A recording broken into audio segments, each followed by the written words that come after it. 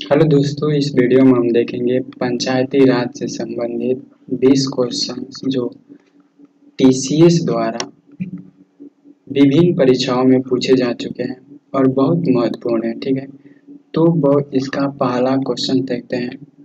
पंचायती राज से संबंधित स्थानीय स्वशासन का जनक कहा जाता है। ऑप्शन ए है Raja Ram Mohan Roy, option B Lord Lytton, option C Lord Ripon और ऑप्शन डी लॉर्ड वेल्लेस्ली। इसका सही आंसर हो जाएगा आपको लॉर्ड रिपन, जिन्होंने 1882 में स्थानीय स्वशासन का स्थापना किया था। स्थापना किए थे। ठीक है, अगला क्वेश्चन देखते हैं। पंचायती राज का शुरुआत सर्वप्रथम कहाँ हुआ था? ऑप्शन ए है Gujarat, option B Karnataka, option C Rajasthan और ऑप्शन डी बिहार। ठीक, इसका सही आंसर होगा आपको राजस्थान के नरौर जिले में हुआ था, जो 2 अक्टूबर 1959 को लागू हुआ था। उस समय जो भारत के प्रधानमंत्री थे वो जे एल नेहरू थे। ठीक है, जे एल नेहरू थे। अगला क्वेश्चन देखते हैं। 11 अक्टूबर 1959 को किस राज्य में त्रिस्तरीय पंचायती राज लागू हुआ था? ऑप्शन ए है Rajasthan, option B Bihar, option C Karnataka और ऑप्शन डी आंध्र प्रदेश। अगर 11 अक्टूबर 1959 को कहेगा त्रिस्तरीय पंचायती राज कहाँ लागू हुआ था, तो इसका सही आंसर हो जाएगा आंध्र प्रदेश में लागू हुआ था। और 2 अक्टूबर 1959 कहेगा तो यह राजस्थान में लागू हुआ था। राजस्थान में लागू हुआ था। और सर्वप्रथम भी कहेगा तो राजस्थान में लागू हुआ था। ठीक है, अगर पेयर में दे देगा इनमें से किन 2 राज्यों में हुआ था, तो राजस्थान प्लस आंध्र प्रदेश हो जाएगा। आंध्र प्रदेश हो जाएगा। ठीक है, अगला क्वेश्चन। पंचायती राज के विघटन स्थिति में कितने माह के अंदर चुनाव होना चाहिए? ऑप्शन 2 माह, बी ऑप्शन 3 माह, ऑप्शन सी 6 माह और ऑप्शन डी 5 वर्ष। नंबर सी देखिए, कहता है कि अगर कोई मुखिया बन रहा है पंचायत में चुनाव जीतकर, तो इसका कार्यकाल जो होता है 5 साल होता है। अगर 5 साल से पहले 3 साल, 4 साल, 2 साल किसी कारणवश अपने पद से इस्तीफा दे देता है, तो 6 माह के अंदर, ठीक है, 6 माह के अंदर उसका चुनाव होगा, पुनः चुनाव होगा। ठीक है, लेकिन वह 4 वर्ष और 7 माह तक रह गया और शेष जो बचेगा 5 माह, इसके लिए पुनः चुनाव नहीं होगा। इसका कार्यकाल जब पूरा हो जाएगा 5 साल, तब इसका पुनः मतलब दोबारा चुनाव हो जाएगा, दूसरा चुनाव हो जाएगा। ठीक है, किस अनुच्छेद के तहत पंचायत चुनाव लड़ने के लिए 21 वर्ष की आयु चाहिए? ऑप्शन ए है 243 के 6, ऑप्शन बी 243 के क, ऑप्शन सी 243 के 6, ऑप्शन डी 243 के ग। तो इसका सही ऑप्शन हो जाएगा ऑप्शन नंबर ए हो जाएगा, यानी कि आर्टिकल 243।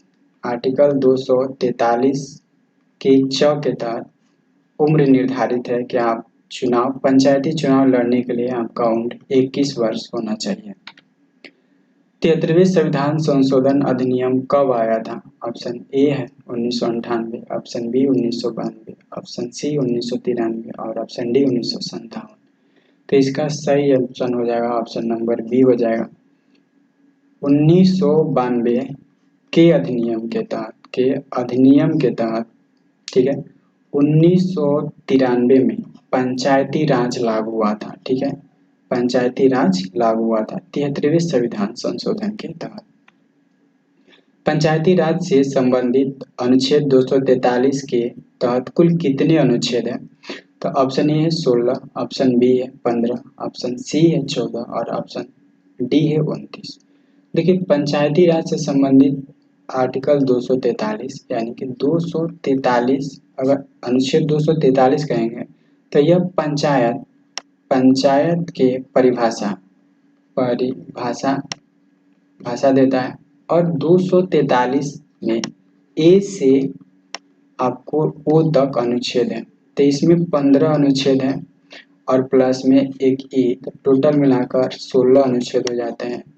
तो इस तरह पंचायती राज में कुल 16 अनुच्छेद हैं। भारत में पंचायती राज अधिनियम कब लागू हुआ था?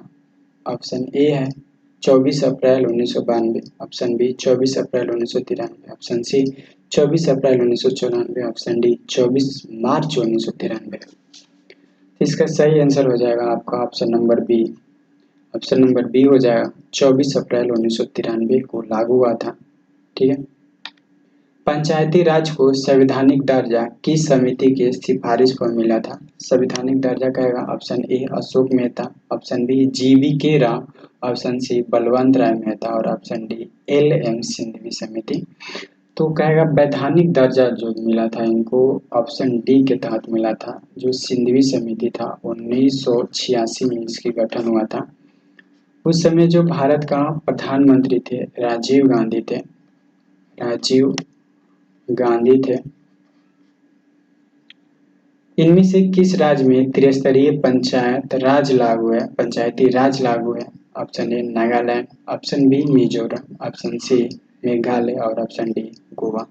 तो देखिए नागालैंड में भी पंचायती राज लागू नहीं है और त्रिस्तरीय पंचायती राज लागू नहीं है, मिजोरम में भी नहीं, मेघालय में भी नहीं, तो गोवा इसका सही आंसर हो जाएगा। और एक नई दिल्ली जो है, नई दिल्ली जो कि केंद्र शासित प्रदेश है, नई दिल्ली केंद्र शासित प्रदेश है, यहाँ पर भी त्रिस्तरीय पंचायती राज लागू नहीं है। 73वें संविधान संशोधन के बाद पंचायती राज का निर्माण करने वाला पहला राज्य कौन सा है?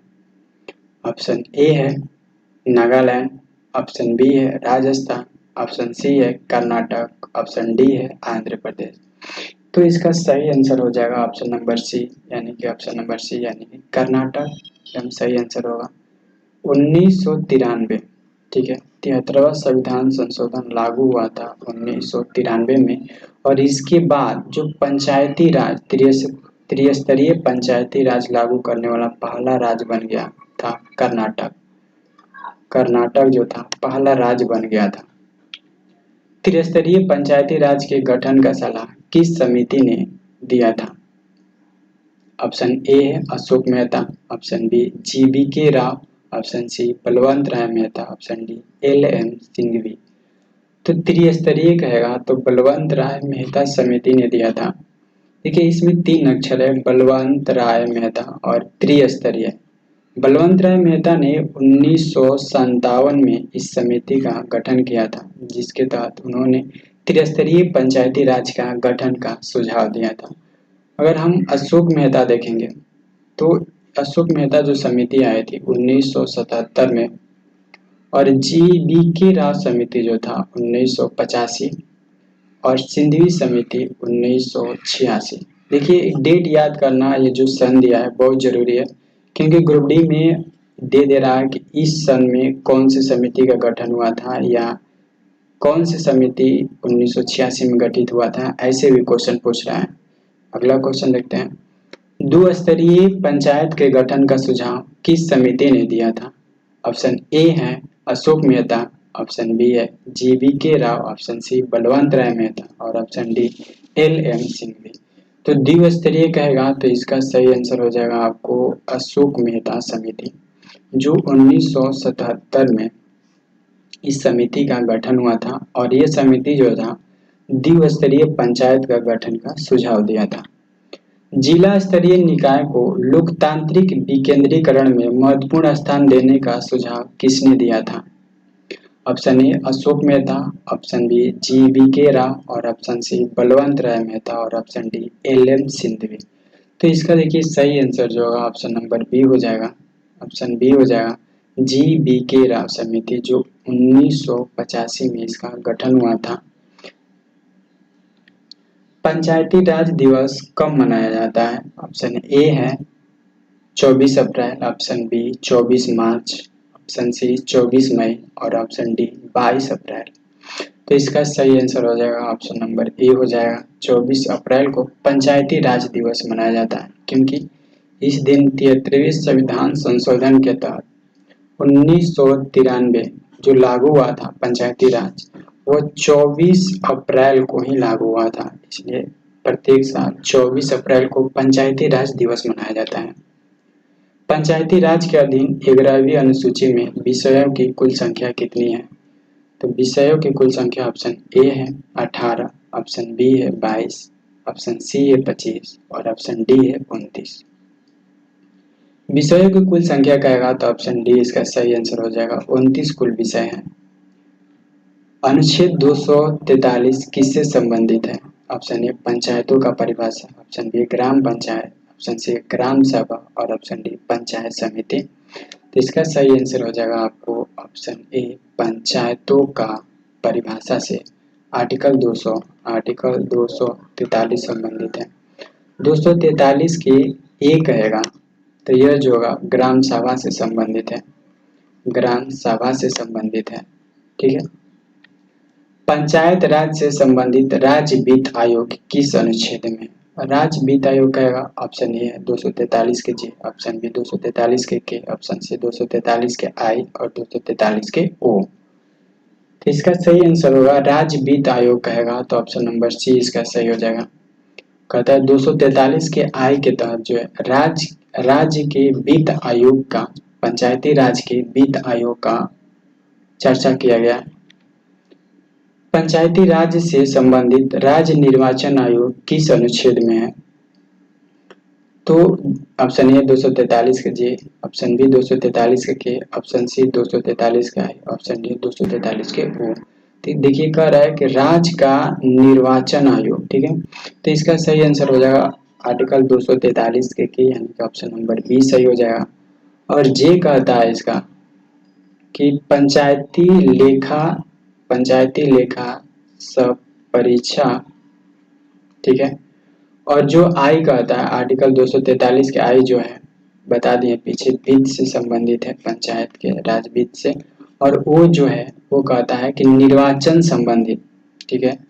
निर्वाचन संबंधित किसी भी मामले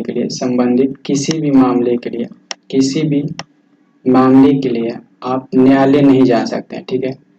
कोई भी न्यायालय में चुनौती नहीं दे सकते। अगला क्वेश्चन है, देखिए आज का पार्ट 1 में जो पंचायती से है वो टोटल 20 क्वेश्चन था। इसका पार्ट 2 भी आएगा जिसमें भी 20 क्वेश्चन होगा जो महत्वपूर्ण होगा। और सारे क्वेश्चन जो है TCS द्वारा ग्रुप डी भी पूछे जा चुके हैं। ठीक है। तो इसलिए ध्यान से देखिएगा। अगर आप हमारे चैनल पर नए हैं तो टाइम्स ऑफ स्टडी चैनल को सब्सक्राइब कर लीजिए। Thank you.